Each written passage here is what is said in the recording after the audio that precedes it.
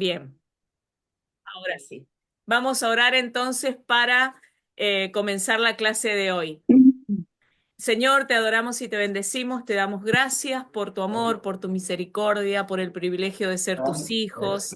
Gracias por la oportunidad que nos das, Señor, de poder aprender más de tus cosas. Sabemos que cada día que nos conectamos con tu palabra, Dios, tú tienes algo nuevo para decirnos, para recordar, Señor, y para aprender. Sobre todo aprender para poder dar, Señor. Así que te damos gracias, te pedimos que tomes dominio de la reunión, Señor, que hables a cada vida y a cada corazón, en el nombre de Jesús. Amén y amén. Bueno, que el Señor les bendiga. Habíamos terminado en la segunda venida, si no me equivoco, ¿no? Si no anoté mal, en el punto 15 de los cuadernillos de la declaración de fe, ¿sí? El punto 16 que vamos a ver, o a partir del 16 hoy, es relación dentro de la iglesia. Creemos como iglesia cuadrangular, dice el folleto de ustedes o el cuadernillo, creemos que es el deber, honor y gozo de todo creyente en Cristo congregarse con otros creyentes, que se puedan fortalecer uno a otro, que puedan alabar y cantar al Señor juntos para su gozo, que puedan unir sus esfuerzos y recursos, dinero, tiempo, etcétera, para proclamar mejor el Evangelio, que puedan estar con el Señor, donde dos o tres se reúnan en mi nombre, yo estaré allí, dice el Señor. En relación dentro de la iglesia, está bueno que meditemos cada uno de nosotros en esto. Lo más importante de congregarnos, que dice la palabra no dejar de congregarse como muchos tienen por costumbre, lo más importante es la relación que tenemos los unos con los otros. Primeramente, congregarnos porque es la forma en que recibimos la palabra de Dios. Congregarnos porque es cuando Dios habla a nuestras vidas. Congregarnos porque no es lo mismo orar en nuestra casa que en las reuniones de oración de la iglesia donde juntos lo hacemos. No es lo mismo leer la palabra en mi casa que cuando Dios habla a su pueblo en medio de la congregación. Entonces es necesario que nos congreguemos. Por eso nuestra relación con Dios es lo principal, pero hay algo que como iglesia debemos trabajar y es esa relación de los unos con los otros dentro de la iglesia. Mi pastor decía siempre cuando nosotros llegamos al Señor y nosotros lo repetimos desde que llegamos, desde que somos pastores, y es, a veces no es, lo mejor no es ser conocidos por la iglesia más numerosa. Lo bueno es ser conocidos por la iglesia que tiene más amor, por la congregación que tiene más amor. ¿Cómo recibimos al que viene por primera vez? ¿Cómo tratamos al otro? ¿Cómo se manifiesta en medio de la congregación el fruto del Espíritu?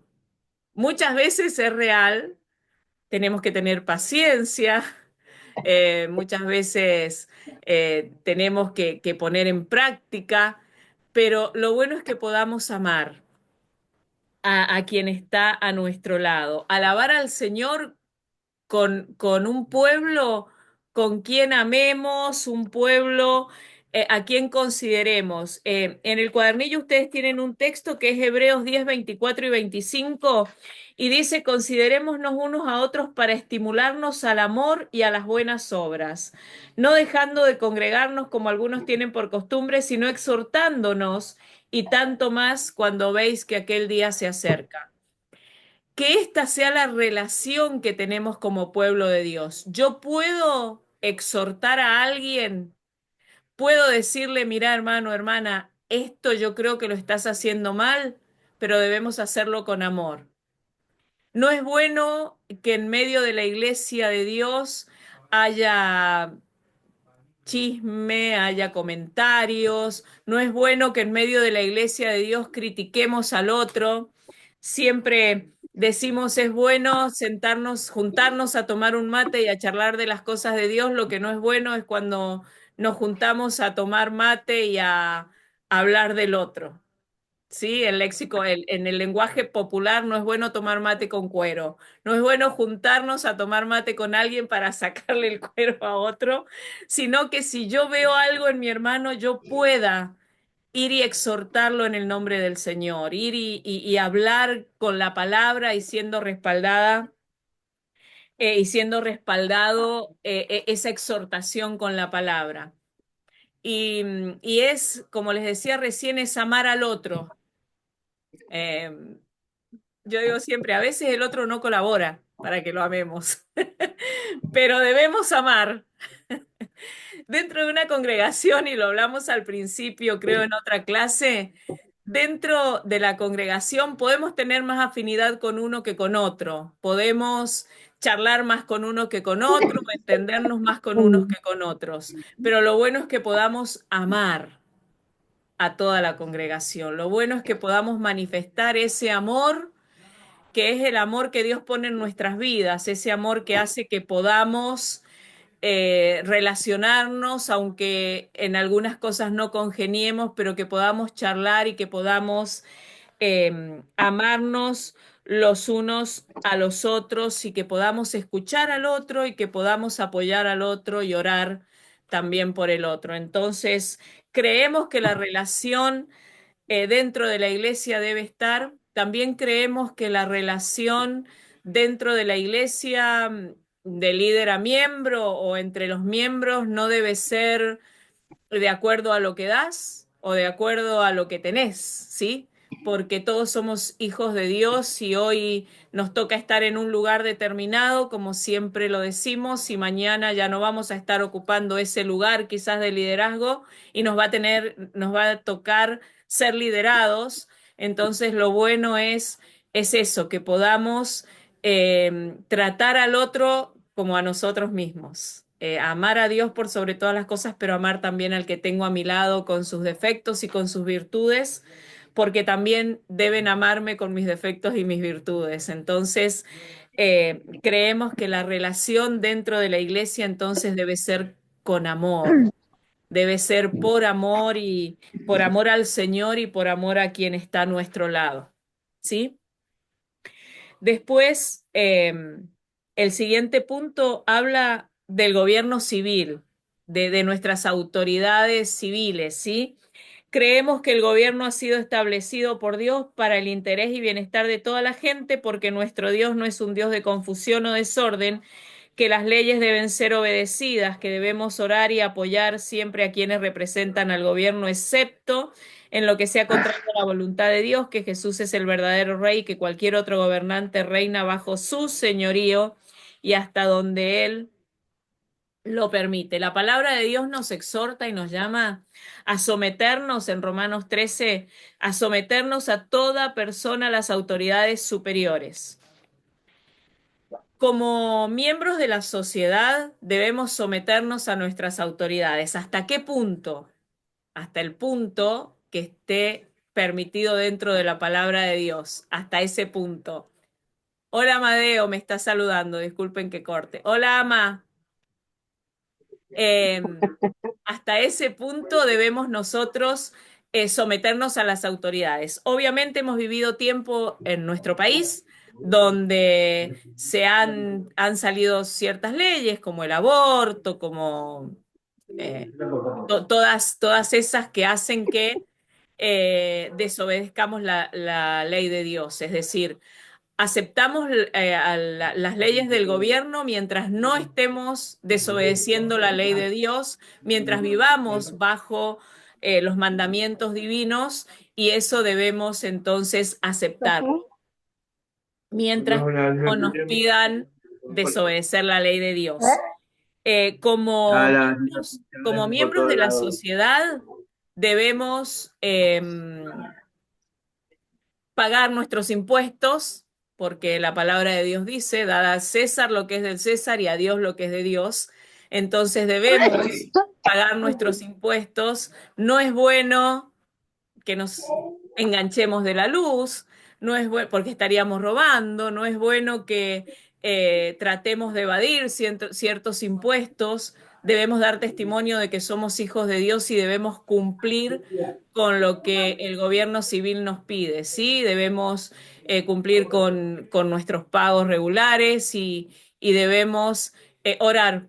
Estamos viviendo tiempos donde la política a veces es mucho más fuerte que otras áreas. No importa si sos de algún Sí, no sé qué micrófonos están abiertos. Marcela, creo que es el tuyo y no sé si hay otro más. Eh, a ver, si pudiera yo cerrarlo desde acá, espérenme.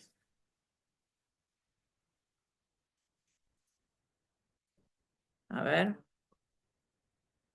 mm, no la veo.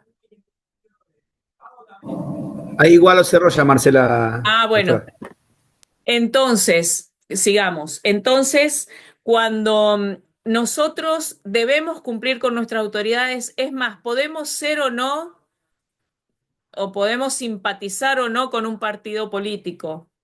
Yo soy apolítica, no simpatizo con un partido específico, pero podemos simpatizar o no con el partido que esté en este momento gobernando, pero sí el Señor nos manda en su palabra a orar por nuestras autoridades, a obedecerles dentro de los límites o dentro de el obedecer a Dios y también orar por nuestras autoridades. Dice también la palabra de Dios en Hechos 5:29 dice que Pedro y los apóstoles dijeron, es necesario obedecer a Dios antes que a los hombres. Yo no puedo, por obedecer una ley humana, faltar a la ley de Dios o faltar a lo que Dios me pide en su palabra. Entonces, creemos que debemos obedecer a nuestras autoridades, creemos que debemos orar por ellos, pero dentro de lo que Dios nos manda. El siguiente punto habla sobre el juicio final, el punto 18. Creemos que los muertos, tanto buenos como malos, se levantarán para comparecer ante la presencia de Dios y a quienes confiaron en Jesús se les concederá la vida eterna en la presencia del Señor, pero quienes no creyeron en Él serán lanzados al lago de fuego para siempre. Sabemos porque la palabra de Dios nos lo dice que que un día tendremos que dar cuentas de todo lo que hicimos sobre la tierra, sea bueno o sea malo. Romanos 14,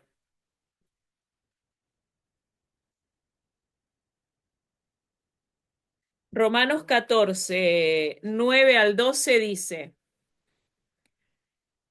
Cristo murió y resucitó con este propósito, ser Señor de los vivos y de los muertos. ¿Por qué entonces juzgás a otro creyente? ¿Por qué menospreciás a otro creyente? Recuerda que todos estaremos delante del tribunal de Dios. Pues dicen las Escrituras, tan cierto como que yo vivo, dice el Señor, toda rodilla se doblará ante mí y toda lengua declarará lealtad a Dios. Es cierto, cada uno de nosotros tendrá que responder por sí mismos ante Dios.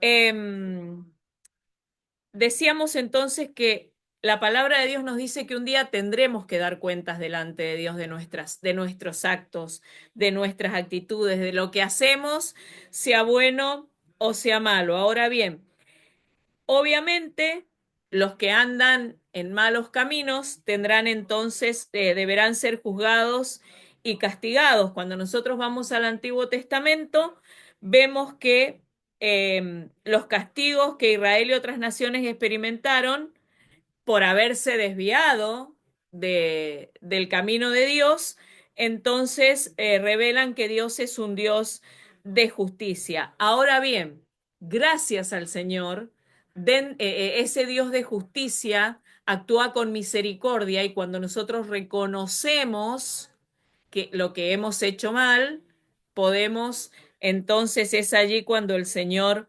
nos perdona y podemos seguir adelante. Romanos 3:21 dice... Pero ahora, tal como se prometió tiempo atrás en los escritos de Moisés y de los profetas, Dios nos ha mostrado cómo podemos ser justos ante Él sin cumplir con las exigencias de la ley. Dios nos hace justos a sus ojos cuando ponemos nuestra fe en Jesucristo. Y eso es verdad para todo el que cree, sea quien fuere. Pues todos hemos pecado, nadie puede alcanzar la meta gloriosa establecida por Dios. Sin embargo, en su gracia, Dios gratuitamente nos hace justos a sus ojos por medio de Cristo Jesús, quien nos liberó del castigo de nuestros pecados. No somos dignos de nada, pero la muerte de Jesucristo en la cruz del Calvario nos hace dignos, nos hizo dignos.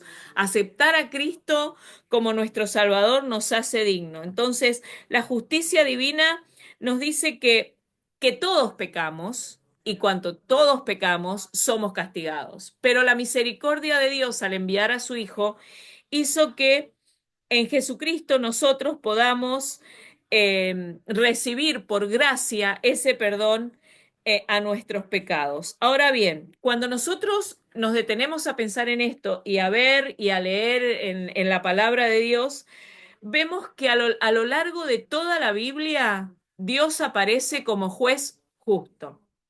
Dios jamás ha sido un juez injusto. Cada uno ha recibido lo que ha merecido. Él fue quien trajo juicio tanto sobre Israel como sobre el resto de las naciones antiguamente. Y al final de nuestro tiempo, cuando sea ese juicio final, cuando todos seamos juzgados, seguirá siendo un juez justo.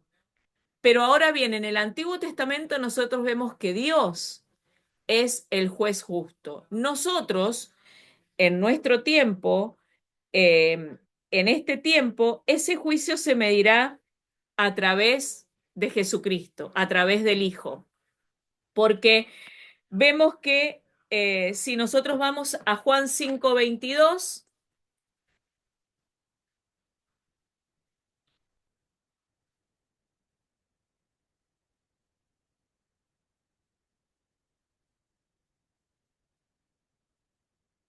dice la palabra del Señor, además el Padre no juzga a nadie, sino que le ha dado al Hijo autoridad absoluta para juzgar. Jesucristo es quien va a juzgarnos. Dice la palabra de Dios entonces que el juicio se lo dio al Hijo para que todos honren al Hijo como honran al Padre. Entonces, sabemos, porque la palabra dice que seremos juzgados, seremos llevados ante el tribunal de Cristo, porque en el Antiguo Testamento juzgaba a Dios Padre. Ahora vemos que juzgará el Hijo. Entonces,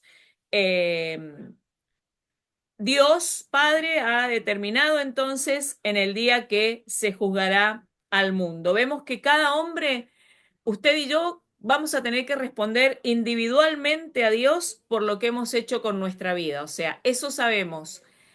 Nosotros nadie va a poder justificar nuestras faltas, nadie va a poder rendir cuentas por mí ni por usted. Cada uno de nosotros vamos a ser llevados y Jesús será entonces el juez a quien el Padre le ha dado autoridad para esto y esa verdad también fue confirmada cuando Jesús resucitó de entre los muertos. Hechos 10:40 al 42.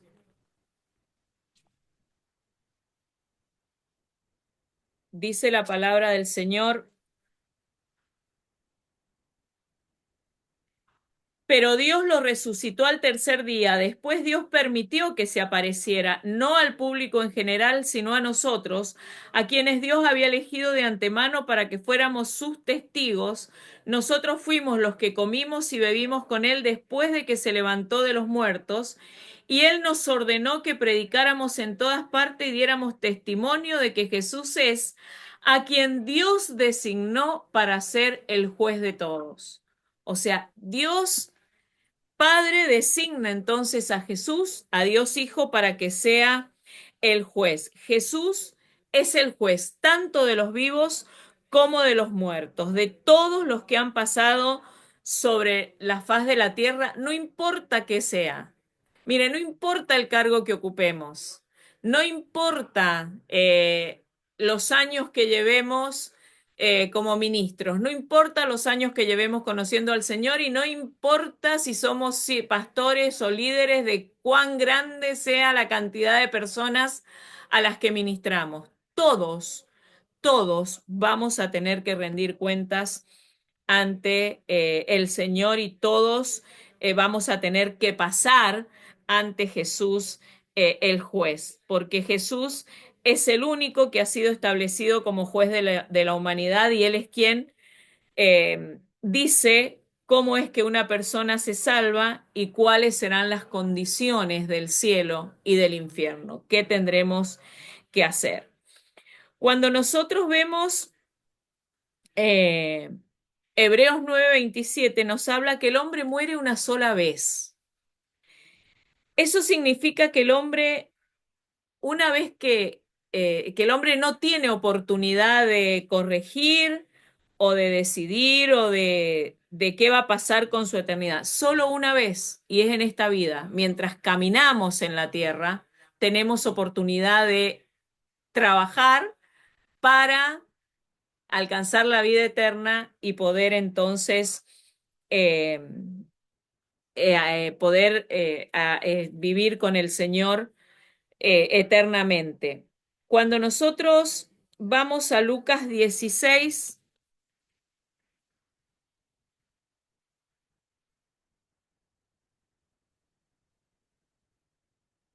a Lucas 16, 19 dice, la palabra de Dios nos habla sobre el rico y Lázaro. No la vamos a leer, la mayoría la conocemos, pero sé que ustedes la pueden leer en su casa. Y dice el versículo 27, entonces el hombre rico dijo, por favor, padre Abraham, al menos envíalo a la casa de mi padre. Tengo 5 hermanos y quiero advertirles que no terminen en este lugar de tormento. El versículo 25 dice, hijo, recuerda que tuviste todo lo que quisiste durante tu vida y Lázaro no tuvo nada. Ahora él está aquí recibiendo consuelo y tú estás en angustia. Además hay un gran abismo que nos separa. Ninguno de nosotros puede cruzar hasta allí y ninguno de ustedes puede cruzar hasta aquí.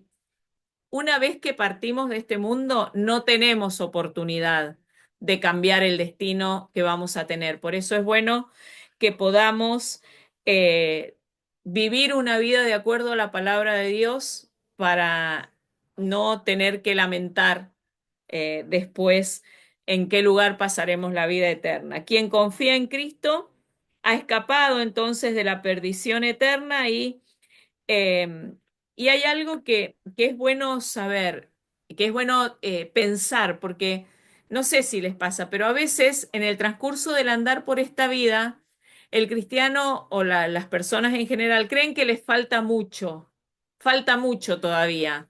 Tengo tiempo de cambiar esto, tengo tiempo de vivir de otra manera, tengo tiempo de renunciar a esto.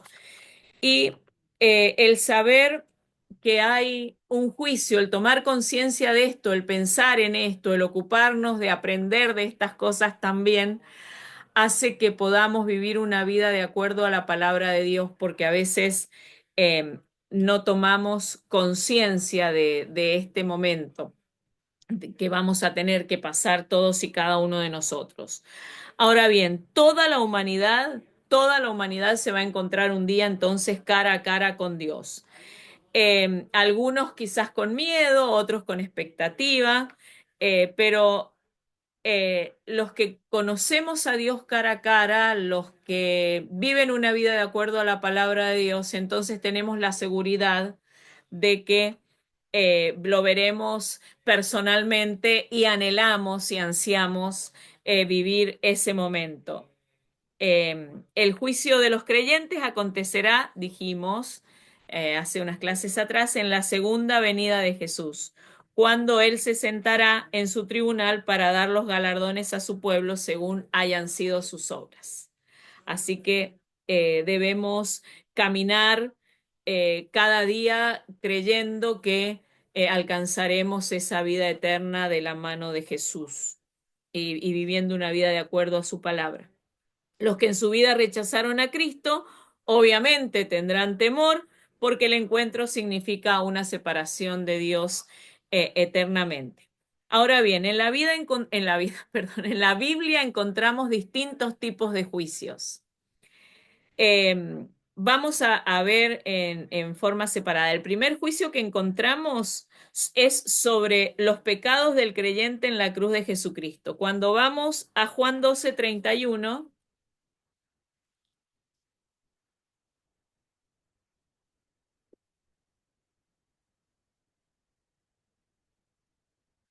dice la palabra del Señor. Ha llegado el tiempo de juzgar a este mundo cuando Satanás, quien gobierna este mundo, será expulsado. Y Juan 5:34 dice,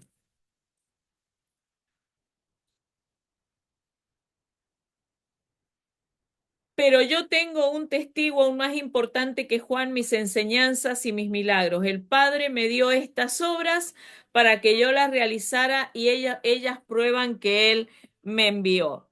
Sabemos que el juicio sobre los pecados del creyente en la cruz de Jesucristo, sabemos, porque la palabra lo dice, que Jesús cargó entonces el pecado del mundo y de la cruz, y así fueron juzgados nuestros pecados. El resultado de este juicio fue la muerte de Jesucristo y la justificación entonces para el creyente, quien así no tendrá que ser juzgado por sus pecados. Quienes conocemos a Cristo, quienes hemos aceptado a Cristo, obviamente no seremos juzgados por nuestros pecados, pero sí vamos a ser juzgados por nuestras obras. El juicio personal de cada uno de nosotros como creyentes es examinarnos a nosotros mismos, saber, miren, cuando nosotros cometemos errores, lo vamos a decir así, cuando nosotros vivimos algo fuera, hacemos algo que no es agradable a los ojos de Dios, sabemos que el Espíritu Santo habla en nuestras vidas. Cada uno de nosotros nos juzgamos, inclusive lo hacemos analizarnos cada uno a nosotros mismos antes de participar de la cena del Señor y nos ponemos a cuentas con Él. Pero nosotros debemos cada día examinar nuestras vidas y corregir esas cosas que puedan alejarnos de Dios o esas cosas que no debemos descuidar. Porque cuando el Señor tiene que juzgar, ahí sí viene castigo o disciplina, pero no quiere decir que nosotros, que el cristiano es condenado, sino que a veces pagamos las consecuencias de los actos, ¿sí? De nuestros propios actos. Entonces, y hay algo que a veces disentimos y que a veces es tema de deliberar entre unos y otros, y es si el cristiano puede perder la salvación. Hay quienes consideran que la salvación no se pierde. Ahora bien, es cierto que la salvación la recibimos por gracia, ¿sí? Es cierto que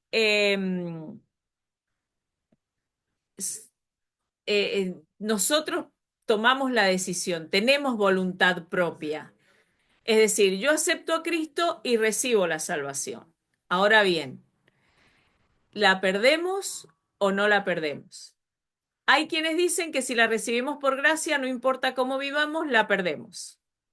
Yo voy a dar mi punto de vista. Yo creo que la salvación se pierde. Porque si yo acepto a Cristo, pero vivo la vida que quiero, no voy a alcanzar la salvación, seguramente. Si yo no vivo de acuerdo a la palabra de Dios, seguramente no voy a alcanzar la salvación.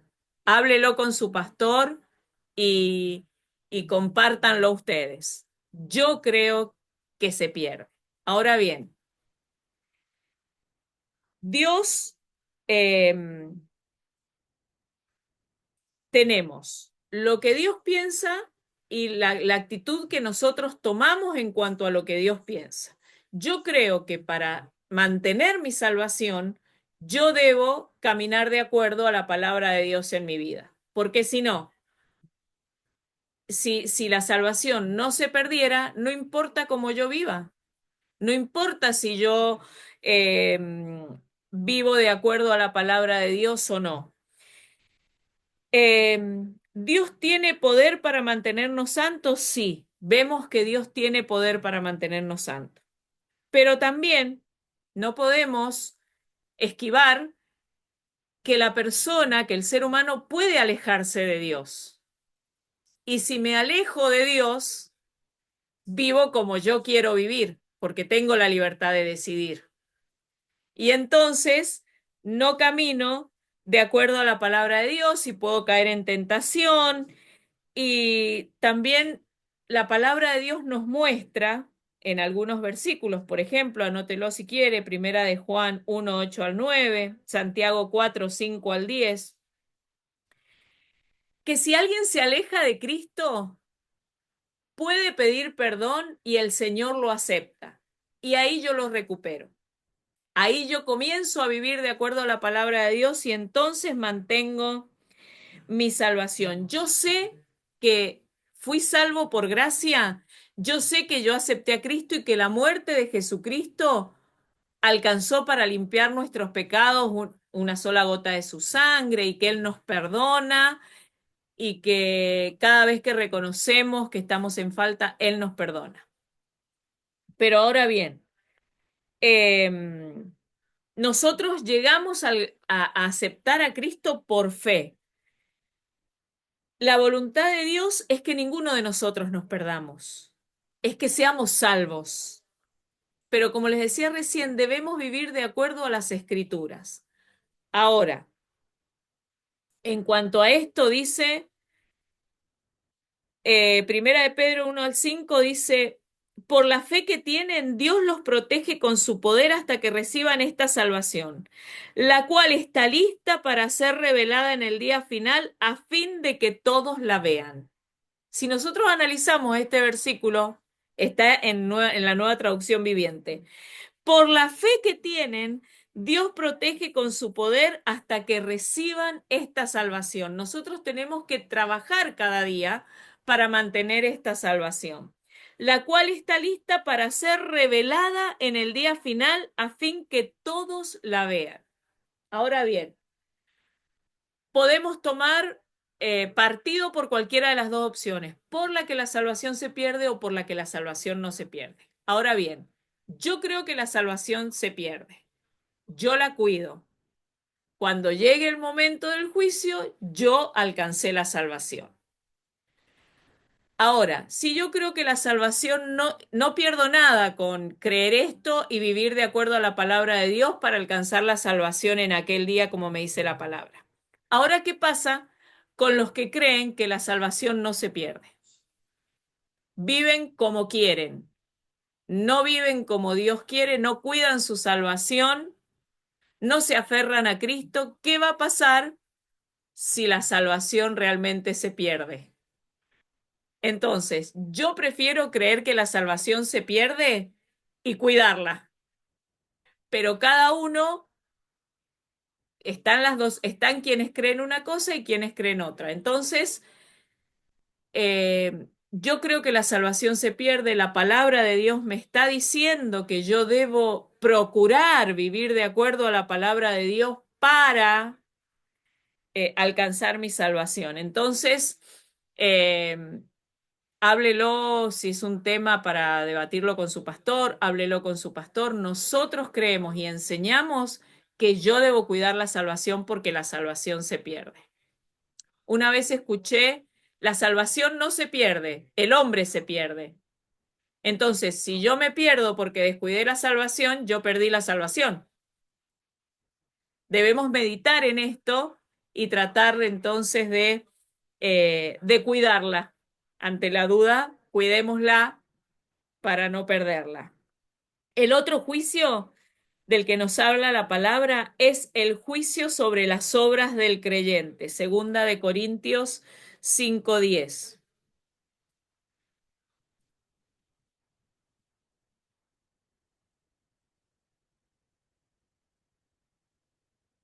Dice la palabra del Señor, pues todos tendremos que estar delante de Cristo para ser juzgados.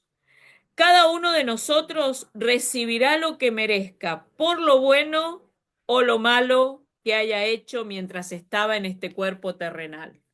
Vamos a ser juzgados por lo bueno o por lo malo. Este juicio ante el tribunal de Cristo, entonces en este juicio se tratan las obras del creyente, no los pecados del creyente.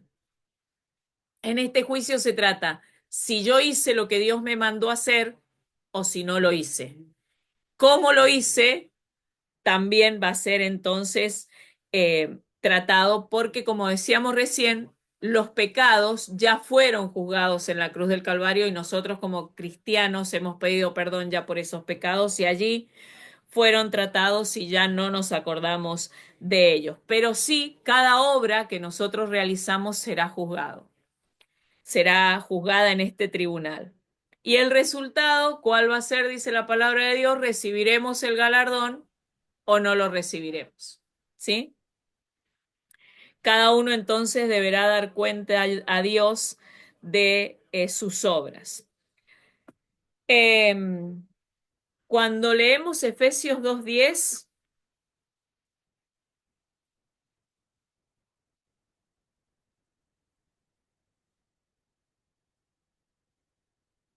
dice la palabra del Señor, pues somos la obra maestra de Dios. Él nos creó de nuevo en Cristo Jesús a fin de que hagamos las cosas buenas que preparó para nosotros tiempo atrás. Vemos entonces que Dios nos ha determinado, nos ha hecho para hacer cosas buenas. Nos ha determinado para hacer buenas obras y Él espera que lo hagamos y que lo que nos llamó a hacer lo hagamos y lo hagamos bien. Este juicio entonces tratará el tema de si cumplimos los propósitos de Dios para el que fuimos creados. Mire, cada uno de nosotros fuimos creados con un propósito delante de Dios. Lo que usted hoy es y hace para Dios no lo hace por casualidad ni porque le gusta.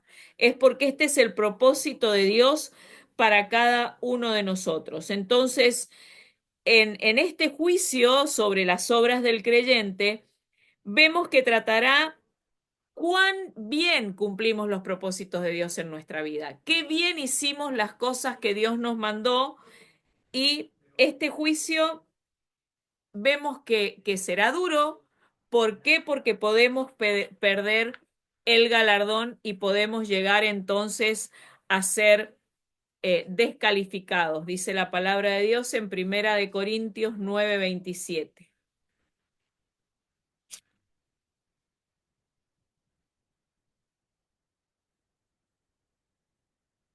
Disciplino mi cuerpo como lo hace un atleta, lo entreno para que haga lo que debe hacer. De lo contrario, temo que después de predicarles a otros, yo mismo pueda ser descalificado.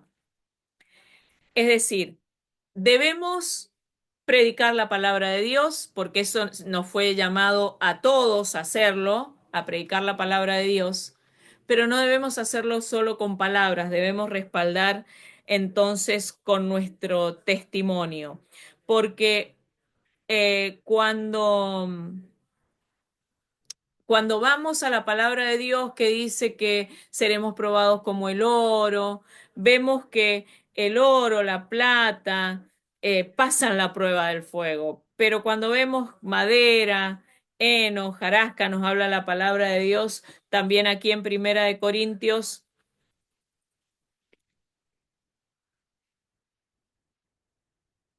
3 del 11 al 15. Dice, pues nadie puede poner un fundamento distinto del que ya tenemos, que es Jesucristo. El que edifique sobre este fundamento podrá usar una variedad de materiales, oro, plata, joyas, madera, heno o paja, pero el día del juicio el fuego revelará la clase de obra que cada constructor ha hecho.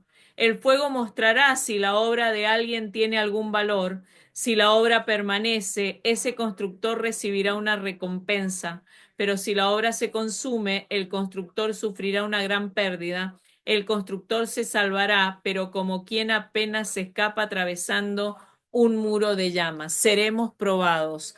¿Cuál es la calidad de nuestro servicio? Seremos juzgados. ¿Cómo resistimos? O sea, cuando nosotros vamos a esta palabra, vemos que tanto el oro, la plata, la madera, las hojas secas, todo tiene distinta capacidad para resistir el fuego. ¿Qué va a pasar con nosotros cuando estemos parados ante ese tribunal? ¿Cómo pasaremos este juicio? ¿Sí? ¿Lo venceremos o seremos consumidos? Entonces, es bueno que tengamos eh, este sentir cada día, vivir de acuerdo a lo que Dios nos manda, porque seremos juzgados por nuestras obras. Ahora bien, hay una pregunta: ¿cómo debemos comportarnos para que las obras pasen la prueba? Primero, eh, es conveniente que pensemos en esto. Nosotros debemos vivir una vida digna de acuerdo al llamado que tenemos, una vida digna de ser llamados hijos de Dios. No estoy hablando de cargos, estoy hablando del llamado a ser llamados hijos de Dios. Firmes en la fe, aferrados a la palabra de Dios, viviendo de acuerdo a su palabra. Y además debemos eh, tener esa motivación por el servicio, que es agradar a Dios, que es cumplir con el llamado que Dios me ha hecho.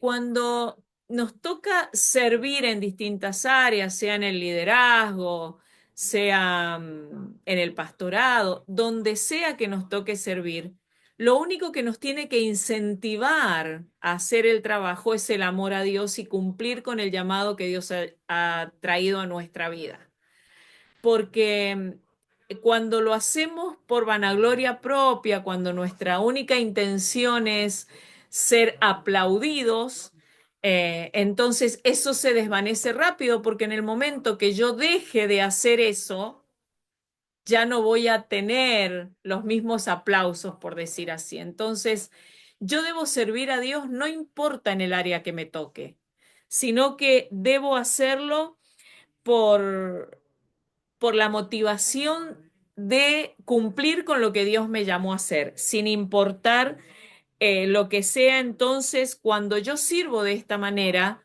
cuando yo camino por mi vida cristiana sirviendo donde Dios me llame y sabiendo que si Jesús vino a servir, no a ser servido, yo también, no importa el lugar que ocupe, debo siempre cumplir con el llamado de Dios sirviendo al Señor de esta manera. Entonces vamos a recibir el galardón que Dios nos tiene preparado para esto. Después, eh, cuando nosotros vamos a Mateo 25,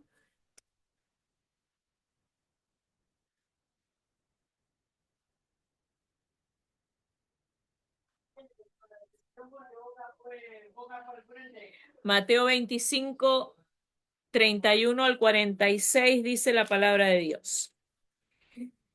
Habla sobre el juicio final. Cuando el Hijo del Hombre venga en su gloria, acompañado por todos los ángeles, entonces se sentará sobre su trono glorioso.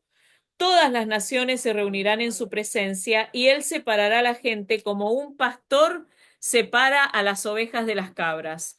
Pondrá las ovejas a su derecha y las cabras a su izquierda. Entonces el rey dirá a los que estén a su derecha: vengan ustedes, que son benditos de mi Padre, hereden el reino preparado para ustedes desde la creación del mundo.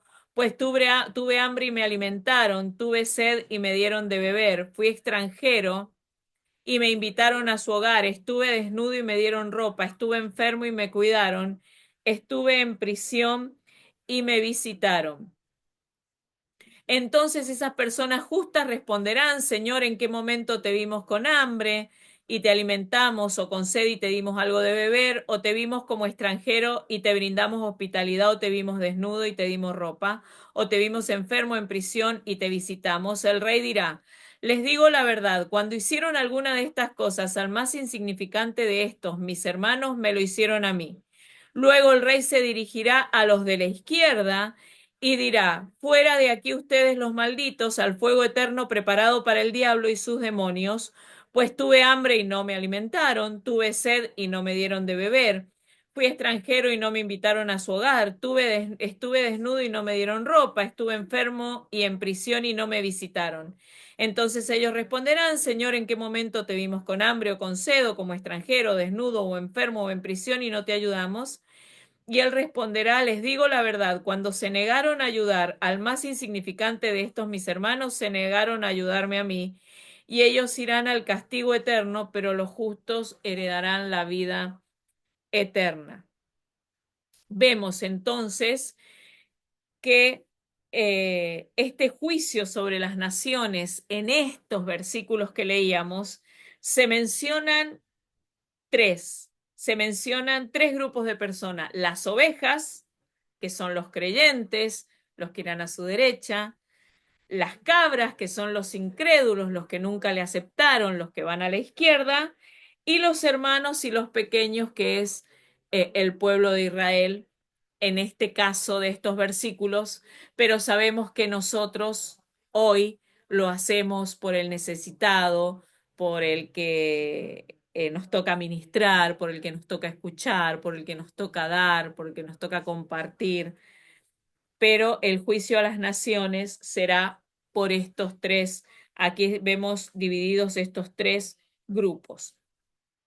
En el versículo 40 que leíamos, dice, y el rey dirá, les digo la verdad, cuando hicieron alguna de estas cosas al más insignificante, a mí me lo hicieron. Vemos que esta va a ser la actitud frente al pueblo de Israel durante la tribulación.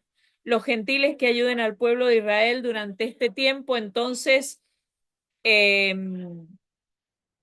en Mateo 25:30 dice la palabra del Señor. Ahora bien, arrojen a este siervo inútil a la oscuridad de afuera, donde habrá llanto y rechinar de dientes para quienes eh, no estén ayudando entonces y no se estén ocupando de las cosas de Dios. Ahora bien, los gentiles que fueron altivos en la persecución, después de la tribulación, los que no estuvieron a cuentas, entonces irán al fuego eterno. El otro juicio es el juicio sobre Israel cuando Cristo venga a la tierra. Y después vemos el juicio ante el gran trono blanco, ¿sí? También este es el otro juicio que, por el que se pasará. Ahora bien, los principios básicos del juicio divino son: de acuerdo con la verdad, el juicio de Dios se ejecutará en perfecta justicia. No, ahí no vamos a poder mentir, ahí no vamos a poder aparentar, ahí ese juicio va a ser de acuerdo a lo que somos y teniendo en cuenta los verdaderos hechos. Las personas que fingen, las personas que mienten, las personas que aparentan, no lo van a poder aparentar en ese juicio final, sino que todo va a ser de acuerdo a la palabra de Dios, es decir, a Dios nunca le podemos pintar lo que no somos, a Dios nunca le podemos mostrar que lo que no somos, aunque finjamos. Y también, entonces, el otro principio es de acuerdo con las obras que en verdad satisfacen y agradan a Dios son las hechas con fe. No sirve servir al Señor o cumplir o hacer nuestras obras por compromiso en el camino del Señor. Debemos obrar por fe y cumpliendo entonces con lo que Dios nos ha encomendado. También el juicio de Dios se llevará a cabo sin ningún favoritismo, lo que siempre hablamos y siempre enseñamos y usted siempre escucha, es decir, en el juicio de Dios vamos todos, no importa si fuiste pastor, si fuiste líder, si fuiste presidente, si fuiste, no sé, lo que fueras, o si tu trabajo toda la vida fue limpiar el templo. Todos vamos a estar delante en el juicio de Dios y Dios juzgará a todos con la misma medida. Ninguno de nosotros tenemos preferencia en aquel momento. Entonces, todos serán juzgados de acuerdo con el conocimiento que tengan de las cosas de Dios. Ahora bien, todos serán juzgados de acuerdo con el conocimiento, de acuerdo a lo que yo asimilé o de acuerdo a lo que me enseñaron. Yo no voy a poder rendir cuentas de lo que no aprendí, de lo que no me enseñaron, pero sí, si me fue enseñado, no importa si yo fui, no tuve algo en cuenta y lo dejé pasar.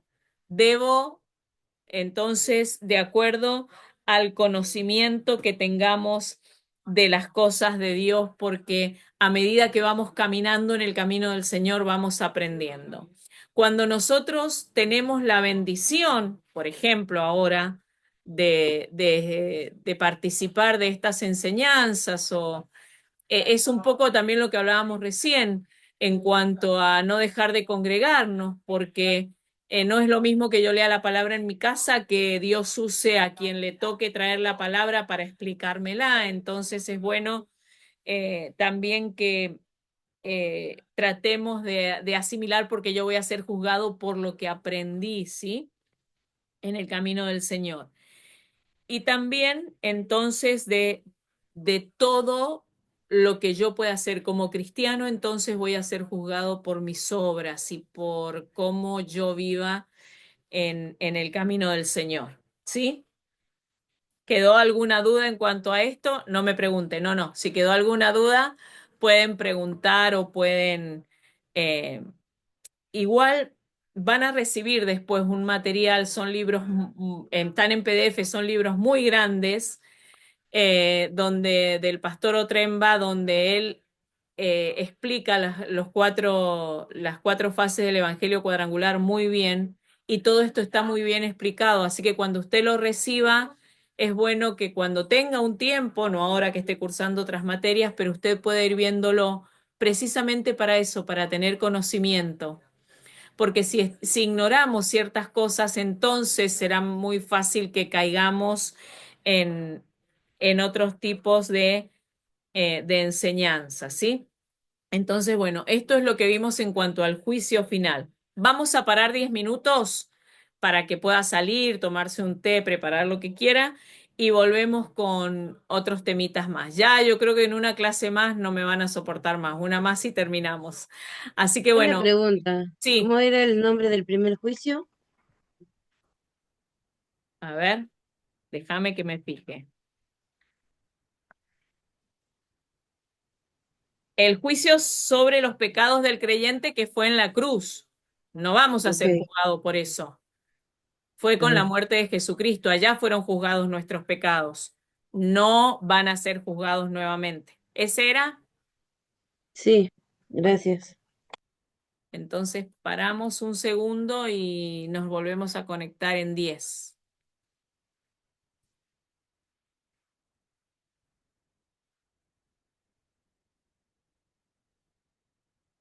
Yo, Amalia. Bueno, el próximo artículo, el 19, es el cielo. Creemos entonces que el cielo es un lugar real donde habita Dios con sus ángeles y seres vivientes, quienes le alaban todo el día, de donde sus santos, los creyentes en Cristo, estarán ante su Señor, sin pecado y culpa, donde no hay tristezas, lágrimas, dolor ni muerte. Ahora bien, vamos a detenernos. ¿Qué nos dice la palabra de Dios en cuanto al cielo? Eh, En la Biblia, cuando nosotros vamos a la palabra de Dios, vamos a ir a Job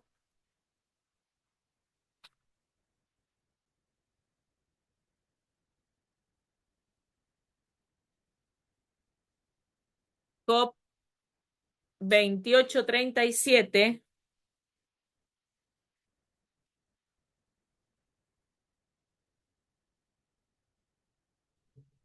28:37, estoy equivocada, esperen un ratito. 38:37, perdón.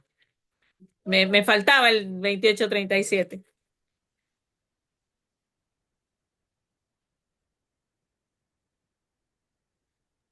38, 38, 37. 37.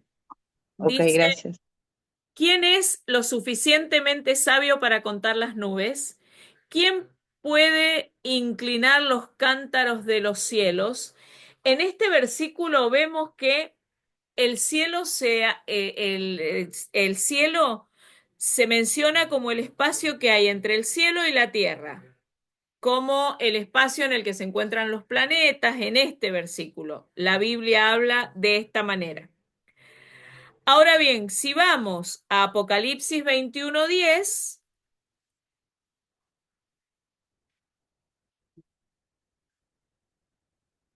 dice, así que me llevó en el espíritu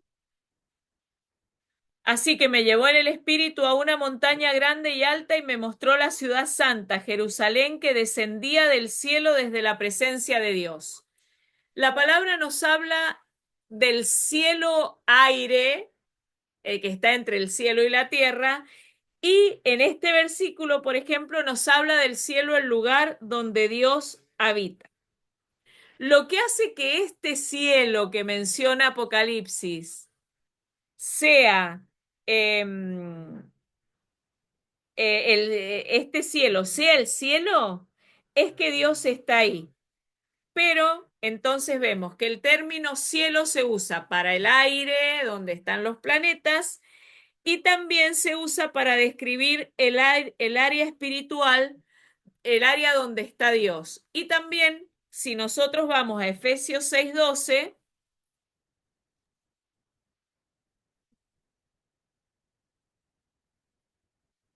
dice, pues no luchamos contra enemigos de carne y hueso, sino contra gobernadores malignos y autoridades del mundo invisible, contra fuerzas poderosas de este mundo tenebroso y contra espíritus malignos en los lugares celestiales. También se habla del cielo como el cielo en esta manera, pero en este momento lo que habla nuestra declaración de fe, nuestro artículo de fe, habla sobre el cielo, el lugar donde Dios está. Sobre ese cielo vamos a hablar, es de lo en el que creemos y en el que nos hablan los artículos de fe. Cuando nosotros leemos la palabra de Dios, vemos que hay hombres en la Biblia que se les ha permitido ver el cielo, algunas seres humanos. Por ejemplo, Esteban en Hechos 7, 55 y 56. Por ejemplo, Pablo, que nos menciona que fue arrebatado al cielo donde escuchó palabras que al hombre no se le permiten expresar en 2 Corintios 12, 4. Juan, que tuvo la oportunidad de ver el cielo en Apocalipsis, se nos menciona, también a Isaías, Ezequiel. Cuando nosotros vamos también a la palabra de Dios, vemos que Eliseo pide a Dios que le abra los ojos a su siervo Giesi y le permita ver lo que hay en el área invisible, lo cual este ayudante entonces puede ver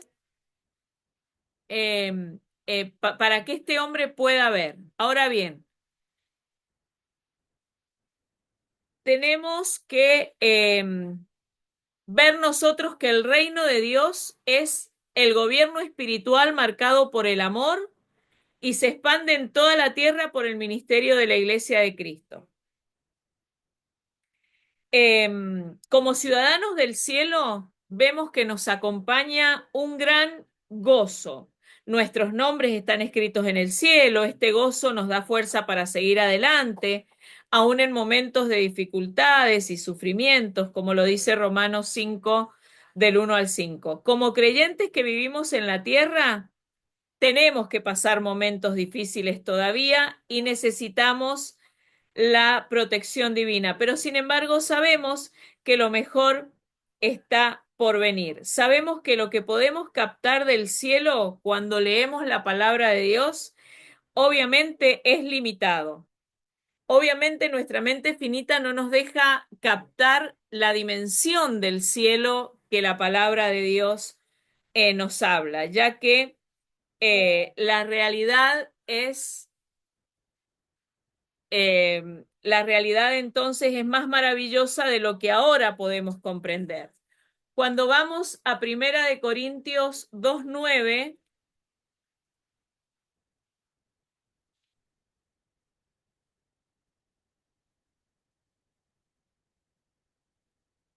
vemos que dice, a eso se refieren las escrituras cuando dicen, ningún ojo ha visto, ningún oído ha escuchado, ninguna mente ha imaginado lo que Dios tiene preparado para los que le aman. A eso se refiere, nuestra mente no puede llegar a imaginar la dimensión del cielo, la descripción del cielo. Entonces, la palabra de Dios nos menciona en distintos versículos aquel momento en que estemos con Cristo en el cielo y disfrutemos de la vida eterna. Y la vida eterna no se refiere solamente al tiempo, sino a la vida que vamos a vivir en el cielo, ¿sí? Seremos como Él, dice la palabra de Dios, experimentaremos la gloria de Dios en toda su dimensión, o sea, no sé si a usted le pasa, pero no podemos imaginar lo que va a ser el cielo. Nuestra mente finita puede llegar a comprender eh, algo, pero no la dimensión de lo que vamos a vivir en aquel lugar. Cuando vamos a Juan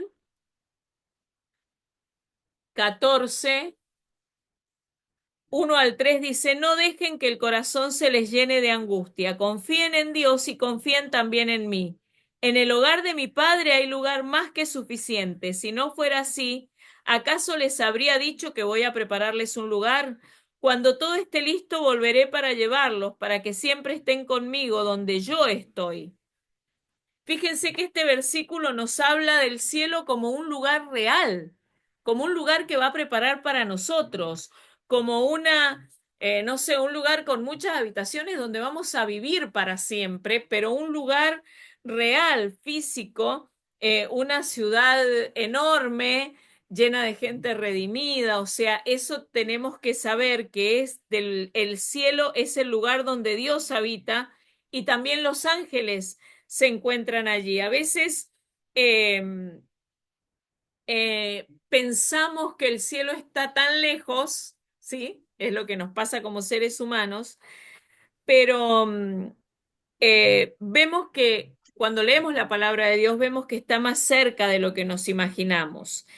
La Biblia nos menciona, nos habla que el cristiano creyente al morir pasa de inmediato a la presencia de Dios, que inmediatamente morimos y pasamos a la presencia de Dios. Ahora bien, cuando pensamos en el cielo, en cómo es el cielo, vemos que la Biblia nos informa o nos da cierta información al respecto. Primero, nos menciona que es el lugar en el que habita Dios, es el lugar donde Dios está, es la morada del Padre. También la palabra de Dios nos dice que es el lugar donde actualmente se encuentra Jesucristo, que es el lugar donde Él está. Hay algunas citas. Después, también se dice que es el lugar donde los cristianos creyentes van cuando mueren. Es un lugar de adoración eterna a Dios. Es una ciudad diseñada y construida por Dios. En Apocalipsis 21 se describe la ciudad. Yo recuerdo que mi mamá cantaba un himno muy viejo que menciona una ciudad con calles de oro y con mar de cristal. Esto lo vemos en Apocalipsis 21 con puertas de perlas, con paredes hechas con piedra preciosa. Todo esto nos habla entonces de la belleza, de lo incorruptible que va a ser Pero aquel no lugar. tiene una cosita chiquita así. ¿Me Yo la pregunta encontré el otro día. o no? No, no, no. Mira Bueno, la perra esa que se va, que negra, porque rompe los sillones. hermana Mónica tiene abierto el micrófono. Ajá. Perdón, No hay problema. estaba renegando con la perra. Sí, por eso le decía, lo escuchamos.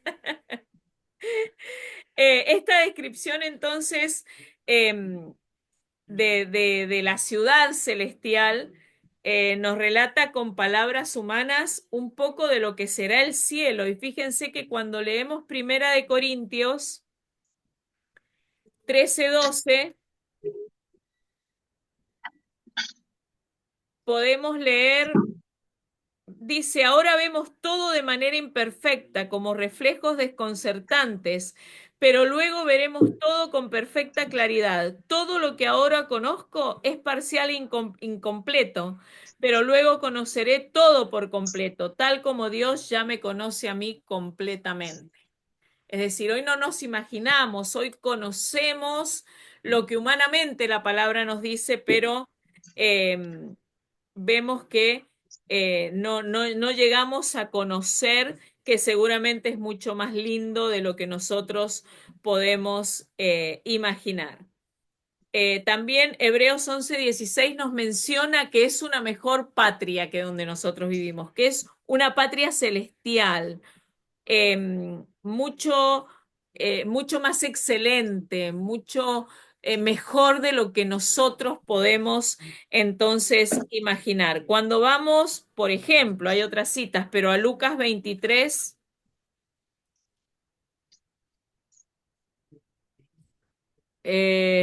Lucas 23:43.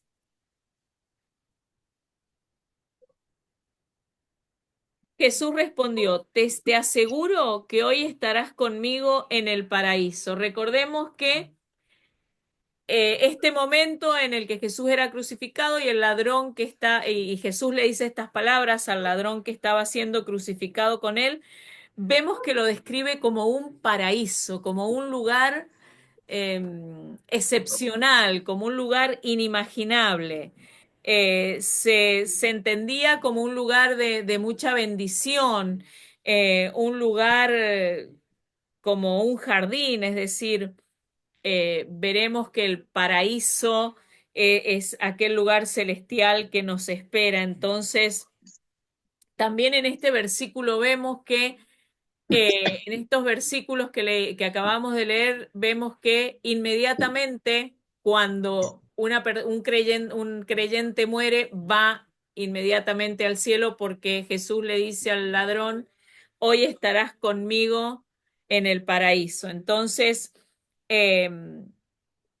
también vemos que la palabra de Dios nos describe el cielo como un lugar donde hay gozo pleno, donde Dios todo el tiempo no van a haber tristezas, dice la palabra de Dios, todo va a ser gozo, todo va a ser alegría.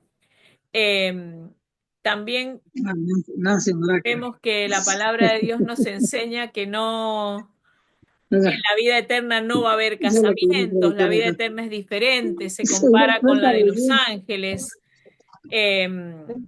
La palabra de Dios nos habla de que tendremos un cuerpo celestial, pero también tendremos personalidad. En este punto nos compara con los ángeles. Cuando nosotros vemos que nos dice la palabra de Dios que los creyentes están con Dios no como seres dormidos, como seres dormidos, no en trance, sino vivos, conscientes y como gente que alaba a Dios. La Biblia habla de que un muerto está dormido, usa esta expresión como una metáfora, es decir, cuando dice que los que mueren en Cristo duermen, quiere decir que está vivo, quiere decir que inmediatamente pasa a la presencia del Señor, que todavía vive, que no está muerta. Entonces vemos que lo que caracteriza a la persona que muere en Cristo es ese reposo y esa paz, que es lo que, de lo que nos habla entonces la palabra de Dios. Los muertos se comparan con los ángeles. Quiere decir esto que son conscientes en el cielo, es decir, creemos entonces que los muertos en Cristo se unirán en la eternidad con todos aquellos que han partido, ¿sí? Entonces, este es el cielo del que la palabra de Dios nos habla, aquel cielo donde vamos a vivir. aquel cielo donde vamos, esperen que prenda la mano, aquel cielo donde vamos a poder participar con aquellos que han muerto antes que nosotros. Entonces, este es el cielo en el que creemos, el cielo del que nos habla la palabra cuando dice que iremos entonces a aquel lugar, y Apocalipsis nos dice que allí enjugará toda lágrima de los ojos de ellos y ya no habrá muerte, ni habrá llanto, ni habrá clamor, ni dolor, porque las primeras cosas pasaron. Tendremos una vida de gozo, y esto es lo que creemos del cielo. El siguiente punto, el 20, nos habla sobre el infierno. Creemos que el infierno también es un lugar real, un lugar de tormento y separación de Dios, el cual será hecho en el lago de fuego el día del juicio junto con la muerte, el anticristo, el falso profeta y todos los muertos que no creyeron en Cristo, cuyos nombres no fueron escritos en el libro de la vida. Ahora bien, Jesús enseñó muy claro en la palabra de Dios en cuanto al infierno. Se refiere como un lugar literal. Cuando vamos a Mateo, eh, cuando vamos a Mateo 25:41,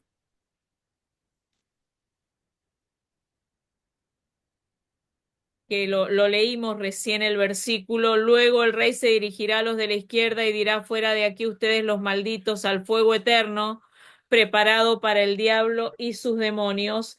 Vemos que se refiere a él como un lugar físico, como también un lugar real, y donde va a haber tribulación y angustias. Y en Mateo también 10:28 podemos ver también en cuanto a esto.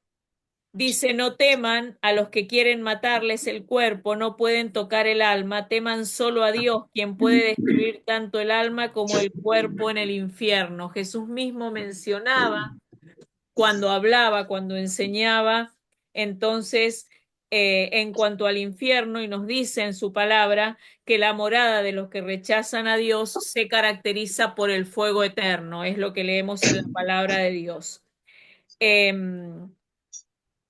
Vemos que la palabra escrita o en el original es Gehenna, que este era un valle de Jerusalén, en Jerusalén, donde se quemaba la basura diariamente, y también allí echaban los cadáveres de las personas que no tenían familia y que sus cuerpos no eran reclamados. Entonces era allí donde se quemaban. Por eso también se menciona que el infierno es el Jena, es un lugar. Dice Marcos 9:43 y 44. Fíjense que dice: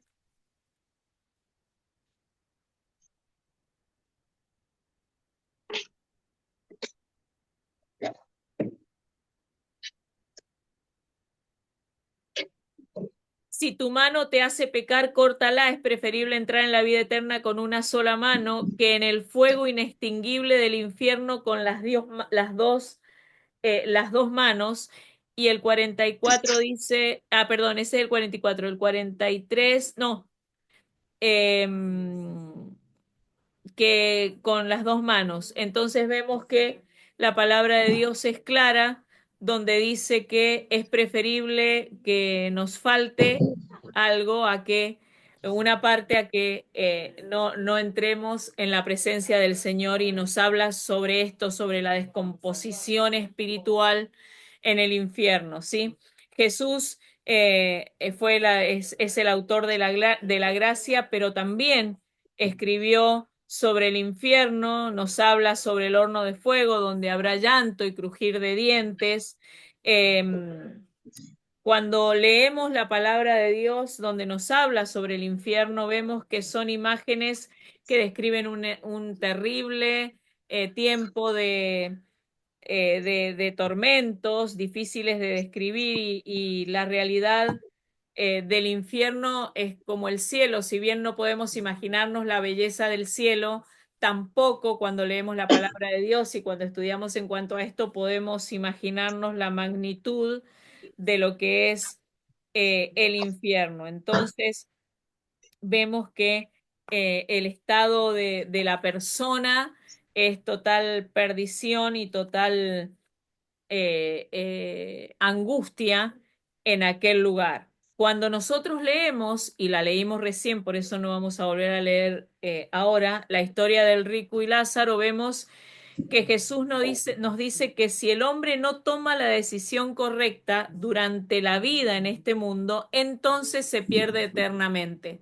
También podemos aplicarlo a lo que hablábamos de salvación, es decir, si no tomamos las decisiones correctas, no vamos a poder vivir eternamente, sino que vamos a estar perdidos eternamente y después de que muramos físicamente, no vamos a poder cambiar esto. Entonces,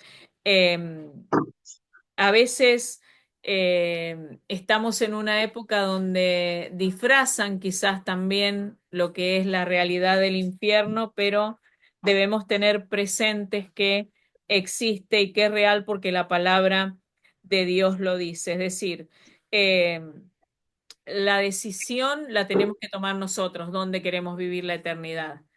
Pero, ¿qué pasa? Hay versículos también en la palabra del Señor que nos muestra que si tomamos las decisiones correctas, que si el hombre toma decisiones correctas, entonces puede evadir el infierno, pero el injusto, el que no cree, el que blasfema, el que peca, entonces sabemos que va a este lugar de tormento. Entonces, leíamos recién que las almas son inmortales en el cielo o en el infierno, pero allí no van a morir, son inmortales, vayan donde vayan. Entonces, eh, el fuego y el tormento existen ahora y existen en la eternidad en el infierno, si nosotros vamos a la palabra de Dios. Entonces, vemos que el estado después de la muerte no es un estado para esperar la reencarnación, como algunos dicen que se van a reencarnar en algo, no nos reencarnamos en nada, todos lo sabemos,